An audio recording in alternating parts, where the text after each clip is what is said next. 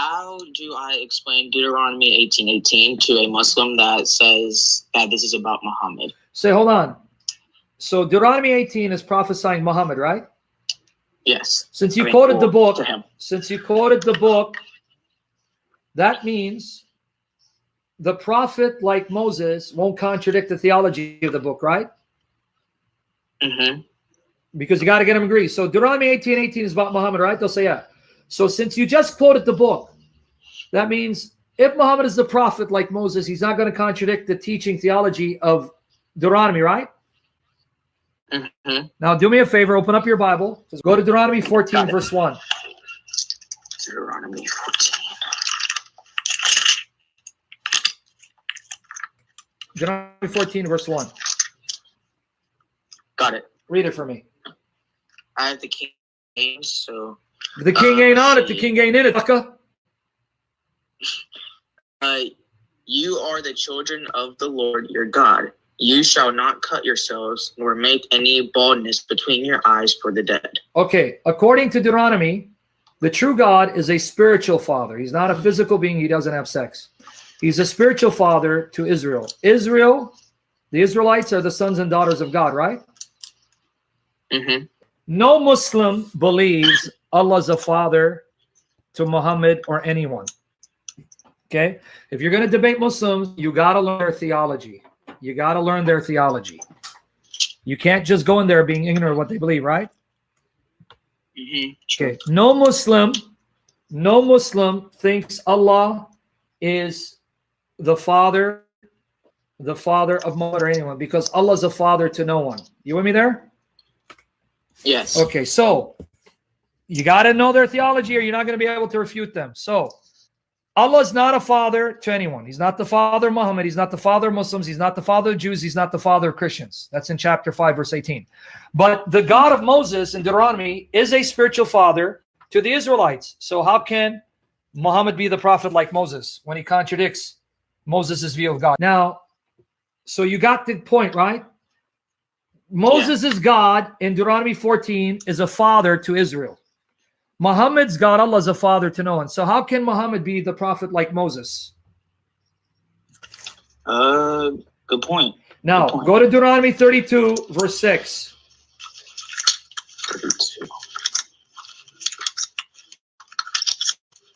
32, verse 6. Do you thus requite the Lord, O foolish people and unwise? Is not he thy father that has brought you? Has he not made thee and established thee? Wait, so again, Moses' God is the father of Israel? Wait, can you repeat that again? I didn't hear you. Moses' God, is he the father of Israel? Yes. You're downing. You just read it, dude. Dude, I know you young guys, your attention span is like 0. Focus on what you're reading, man. Read it one more time, homie. Do you thus requite the Lord, O foolish people and unwise? Is not he thy father that has brought thee?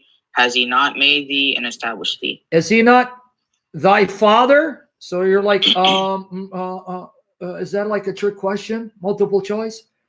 What does it say? It says, is he not thy father? So meaning, so that means Moses' God is a father to Israel, right? I'm gonna bash my head again. You're gonna make me bash my head. If you can't understand the King James Version, why are you reading it, my young brother? Read a translation you can understand. Okay, do you want me to get my ESV? Well, it's kind of too late right now. The question, is he not your father who bought thee? You're taking it as a denial. No, it's like saying, hey, man, am I not the best looking apologist in the planet? Why are you laughing, bro? All right, so when it says, is he not thy father who bought thee? Is that saying he's not your father? Or is it saying he is your father who bought you? He is your father. Exactly. So if the King James is hard, go with a translation until you work your way up to the King James. I don't want you to get stuck on a language and get confused. I want you to understand. It's like, it's a question where the question itself has the answer. Like saying, hey, man, Is Sam Shamoun not the best apologist on the planet? See, when I tell you that, I'm expecting you to say, of course he is, because if you don't, I'm going to block you. Right? Right. Okay, so do we get that? Moses is God as a father to Israel, right? Yes. But Muhammad's Allah is a father to no one. So how can Muhammad be the prophet like Moses when he contradicts the teaching of Moses? Okay, good point. One more example, and then that's how you answer the question. Okay. Okay, go to Deuteronomy 24, verses 1 to 4. And that's how you refute it. Say, okay, when you go to Deuteronomy 24, verses 1 to 4, pay attention with me. Deuteronomy 24, verse 1 to 4, pay attention to me and with me. Before you read it, Derek, as you're laughing at me and hurting my feelings, okay, now, here's what you're going to read.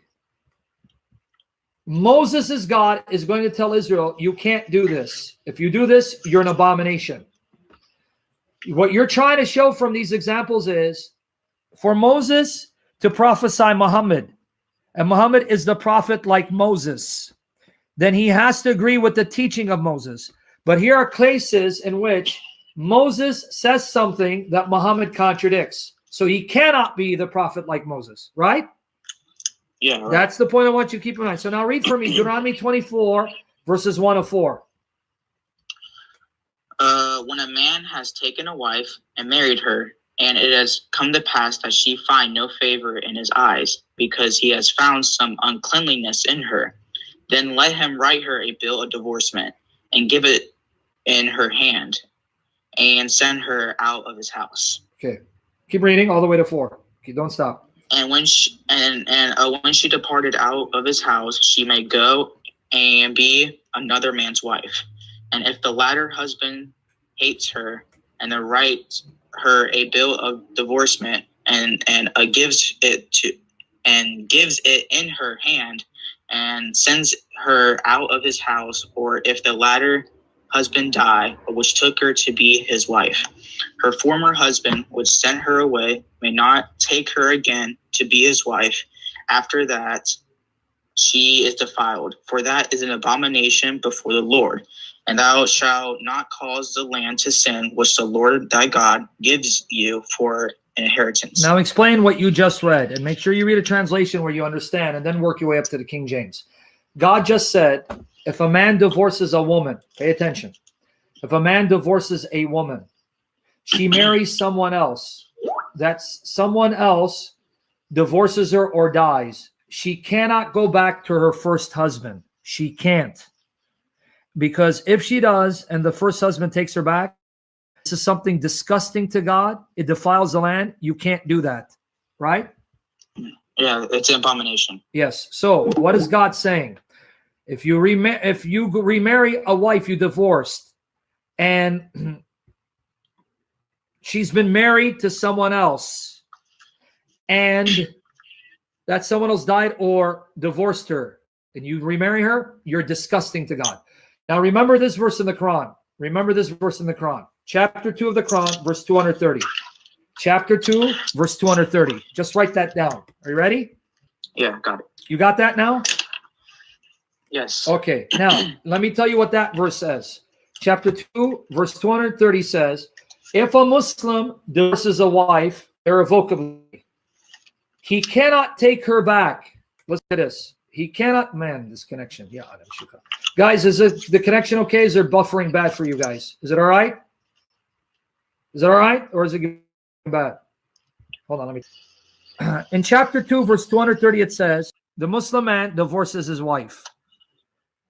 He cannot take her back until she marries someone, and that someone divorces her or dies, then only then he can take her back. So if I divorce my wife, I'm a Muslim, another Muslim man must marry her, have sex with her, divorce her for me to take her back. That Muslim man makes her lawful for me. It's called muhallal. Did you understand the problem with that passage? Yeah. Okay, what's the problem? Yes. A Muslim man can only take back his ex-wife if she marries someone else, that someone else has sex with her and divorces her, then I can take her back. Do you see? Do you see the contradiction? Yeah, because God says do not take her back for that's an Okay. abomination. But the Quran says to take her back. You see? And how then can Muhammad be the prophet like Moses? Good point. He's not. Okay, so that's how you destroy it.